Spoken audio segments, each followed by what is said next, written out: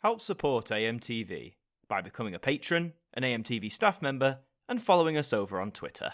Hi there guys, it's Adam Martin here, and welcome back to another video, another Barb Top 50 video. This time we're going to be going back to week 1, the first week in January. I'm just catching up with myself, but all episodes of this will be available in the corresponding playlist. My aim is to go through all 52 weeks of 2024, taking a look at just what people watched on the telly and which program made it to the #1 program of that particular week. So this week, week 1, that is covering from the 1st to the 7th of January 2024, and coming in at number 50 and 49 installments of the ITV News. News programs tend to feature on the top 50. I might actually tally up how many installments, are news on this one. So that's 2 already. 48 is The Chase, the very popular game show, of course, with just over 3 million viewers there. 47th is Mrs. Brown's Boys. Now, I must admit, I'm personally not a fan of this program. I'm amazed this program still gets renewed and renewed and renewed year after year, as do many. But, if it's the 47th most watched program on TV in the UK with, 3.263 million viewers, then clearly there are people who enjoy it and it keeps getting renewed. So fair play to Mrs. Brown, but you're just not for me, love. 46th is The Tourist with 3.3 million. Now, this might be quite low down because Series 1 of this did really well in the charts. Now, this is coming in the first week of January. There's a lot of different programming out there, but this is maybe a bit further down the list than the BBC and those who keep an eye out for this sort of thing might have expected. 45th is another installment of The Chase, again showing how popular that is, even more popular than some dramas.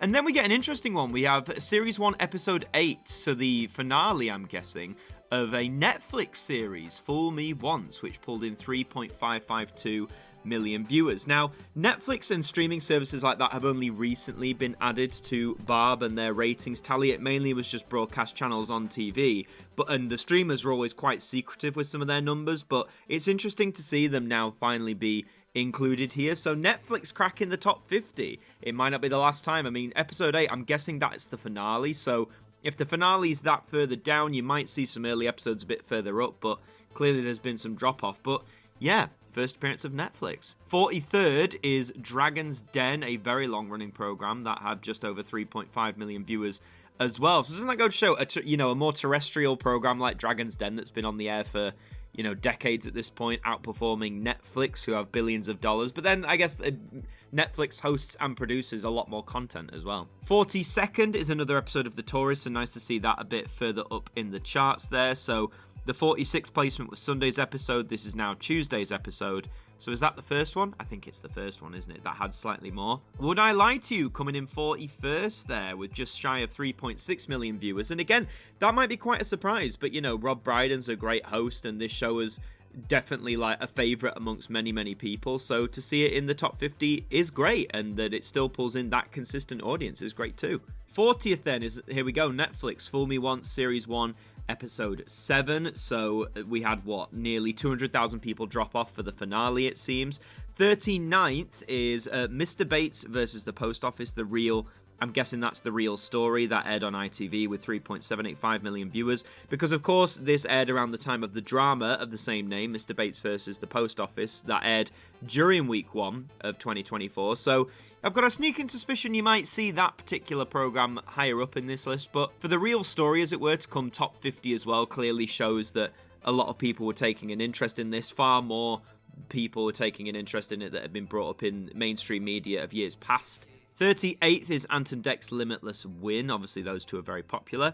And then back to back to back, we've got 3 installments of the BBC News at 6. We've got Thursday, Friday, and Wednesday's episodes there, with the top one just coming just under 4 million viewers. News programmes, obviously a lot of people tune in, they want to know what's going on, so it's not uncommon to see both the BBC and ITV's news broadcasts come in there. So that is, I believe that's 5, isn't it? That's 5 news programmes we've had so far occupy the top 50. Then another triple back-to-back, we've got 3 episodes of EastEnders, the BBC's long-running soap. The lowest having just over 4 million, and the highest of these 3 coming in at 4.162 million.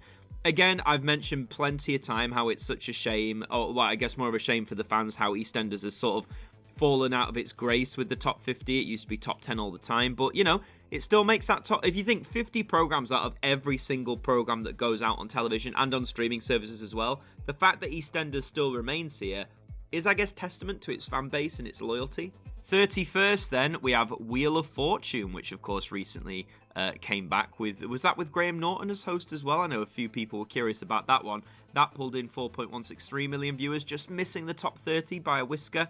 Then at 30th, well, we've got a few soaps here. So 30th is Emmerdale, ITV's popular soap. Then at 29 is another episode of EastEnders, which I think is the highest we're going to see EastEnders this week at 29th place. Emmerdale pips it again at 28th with 4.206 million. And again, Emmerdale is a very popular soap. Probably, very... It's always been quite popular, but it seems to have gone a resurgence under the past few years, hasn't it?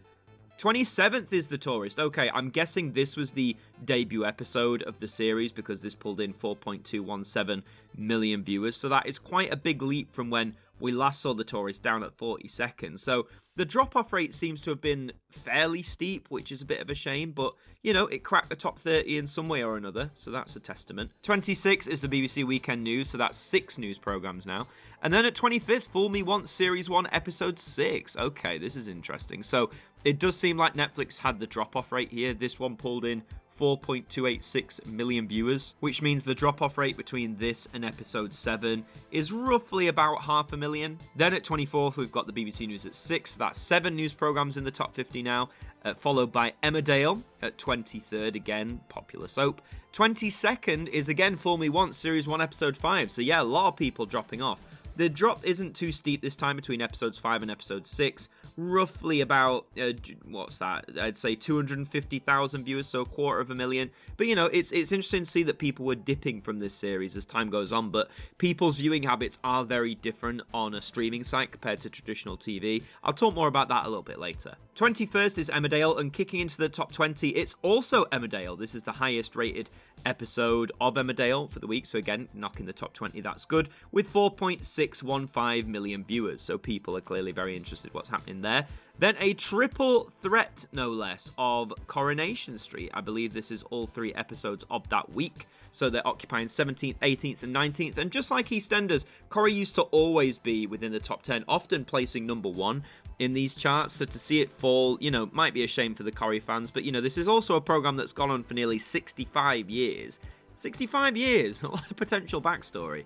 So the highest rated episode of Corrie came in at 4.858 million viewers, just a few 100,000 away from 5 million. So still, again, very loyal fan base who tune into this, but nowhere near its peak as it once was. At 16th is this Netflix show again, Fool Me Once, which episode 4 pulled in 4.888 million viewers. So the drop off between episode 4 and 5 this time, again, is around, say, 350,000 viewers. Just interesting to see the dips as it goes. We've got 15th place. We've got Antiques Roadshow. Antiques Roadshow outperforming Netflix.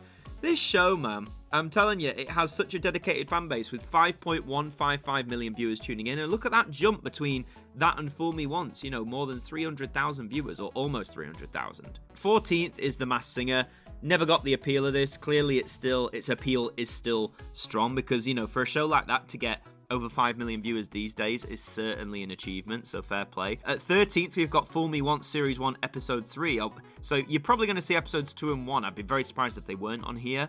But Episode 3 pulled in 5.251 million viewers, so the dip between that and Episode 4 was roughly just shy of 400,000. Then at 12th and 11th, you have back-to-back episodes of The Traitors. This was the second series of the BBC's popular show.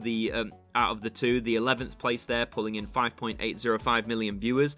Maybe not as high as others would have expected because there was a lot of hype around this show, but as we know, as time went on, the audience grew bigger and bigger. You can check out my weeks, the other weeks of January that I've done in this series to find out how that does. But yeah, considering this was it coming back, I'd say that's quite a shock that 2 of the 3 episodes missed the top 10. In 10th place then, you do have Fool Me Once. Again, Series 1, Episode 2, that pulled in 5.821 million viewers, so the drop this time, this is quite a steep drop between Episodes 2 and 3. Almost 600,000 viewers dipped after Episode 2, so makes me think we're going to see another steep drop for Episode 1, we'll see. In the top 10 then, so yeah, Fool Me Once, and Netflix cracking the top 10. Fair play to them. 9th is The Traitors. I'm guessing this was the opening episode, the one that aired on the Wednesday. That pulled in just a few 100,000, under 6 million. So again, nice that it got a top 10 placement to come back in. but maybe the BBC might have anticipated it for it to be a little bit higher, but as the weeks went on, I think you can assume that maybe this did get higher. In 8th place was the FA Cup. Obviously, sport is massively popular. That had over 6 million viewers watching on the BBC broadcast there, so sports fans, there you go, you're vindicated.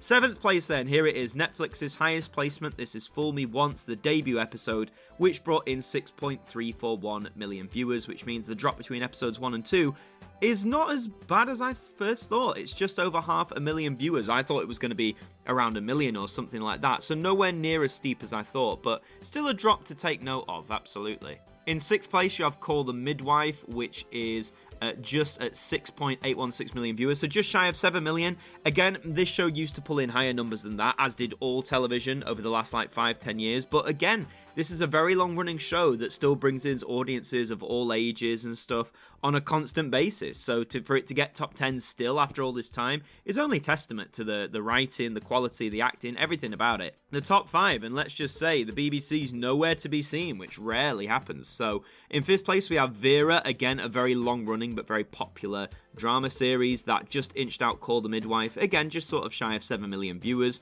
And then, it's no secret about this, the top 4 are all 4 episodes of Mr. Bates versus the Post Office. This was a drama obviously highlighting the post office scandal that you might have been seeing a lot of in the news, and has recently, thankfully, helped push forward legislation and more action being done. It's, of course, a great shame that it took a television drama for this momentum to get rolling after the years, decades even, of campaigning from these people who were wrongly done in and all that sort of stuff. But let's just focus on the numbers for a second. So you can see all 4 episodes, and from the debut on Monday to the finale on Thursday, it just continued to grow and grow in numbers. So the first episode pulled in 9.2 million viewers.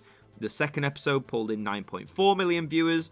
The third episode pulled in 9.9 million viewers, just shy of 10 million. And the finale was able to do it. It broke into double digits and it pulled in a whopping 10.318 million viewers. Now, of course, with all these barb ratings, these are the 7-day consolidated figures, which means that it counts the live viewers who tuned in, but also the people who watched on catch-up over the past 7 days. But even that, for any television program now to crack 10 million viewers, where it used to be a very common occurrence, like even 10, 15, 20 years ago, that is arguably now more and more of a rarity. And when it doesn't happen for a long time, it's the stick people use to say, normal TV's dead, normal TV's dead. Well, here you go, look at that figure. A program that is, averaging well over 9 million viewers, cracked the 10 million for its finale. It was clearly a program that millions had an active interest in. And again, a very important drama as well. I highly recommend anyone who hasn't seen it to go and watch it. It will be available on ITVX by now.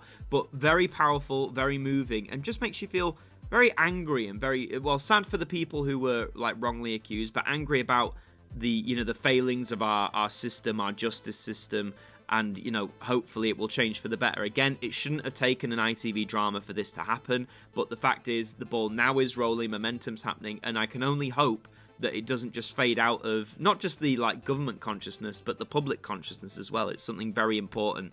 But yeah, it is our chart topper for the first week in January, Mr. Bates versus the Post Office. So yeah, a very interesting list to kick off 2024. Again, some of these were news. It was about 7 or 8 of them were news programs. That's not as many as there have been in other weeks, but still something to take note of. Very interesting to see Netflix break in here. I'll be curious to see how often they're able to keep that going over time. 8 episodes, so they've got 8 placements on the chart as well. And when you just look at the top 10, again, fair play to Netflix because they've got 2 entries on there. Because normally the top 10 is, let's face it, it's dominated by the BBC One specifically, and ITV One.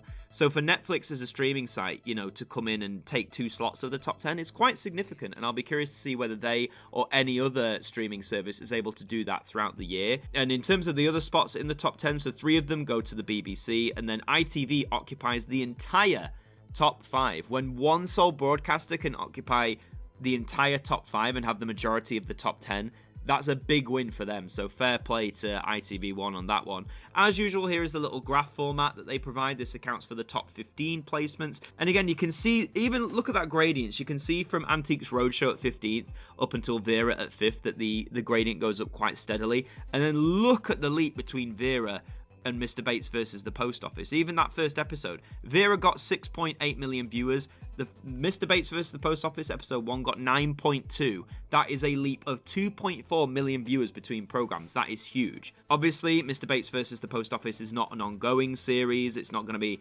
reappearing week after week. It was a limited series, so it's occupying the top 4 is remarkable, but it's only going to be the outlier for that week. It'll be interesting to see over the rest of January and the year going forward how often the chart is topped by either familiar faces of television or how many surprises we get along the way. In terms of Netflix, I was talking about streaming habits. The thing is, people watch streaming in a very different way to television. A lot of television, even though services like the BBC and ITV offer like binge things now on iPlayer and ITVX, Netflix still sort of started that off. So, a series on Netflix often drops all at once. Not all of them, but often drops all at once, where you can binge through it. And the drop-off rates are really interesting as well, how every episode had less and less. But people, you might watch the first 4 episodes one week and then come back to the next 4 another week if you're busy or if other stuff's going on. So it's interesting to see that drop-off rate and how it accounts into the top 50 programs. But yeah, I'm just surprised to see Netflix bust in here at all. So we'll see if they can do it again in the weeks to come.